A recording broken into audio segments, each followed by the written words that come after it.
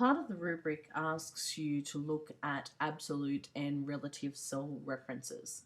Now, the problem is with this, it's quite difficult to understand what an absolute and relative cell reference is unless you've seen it work. So what you'll find is that relative cell references are those references that you normally use. So if I type into the sum here equals sum bracket of task 1, which is B2, and task 2, which is C2, then those are using relative cell references. And what that means is that what it's actually looking for is wherever the answer is stored, it's looking for one cell to the left and two cells to the left. So it's looking for those two cells. So if I press enter and I copy that down, what I'll find then is the cell references change to one cell to the left and two cells to the left.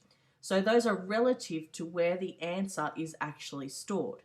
Now that's all well and good if you want that to happen. So if I click this down here, I want this to be these cells here, not the original cells up here. So that helps when we're copying down.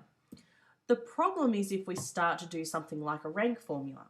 So if I go here and go equals rank, the first reference here, which is that rank, and I want the range of cells that I want to rank it in. So if I press enter then, that student there is fourth because that's the cell that we're looking at in relationship to these other cells here.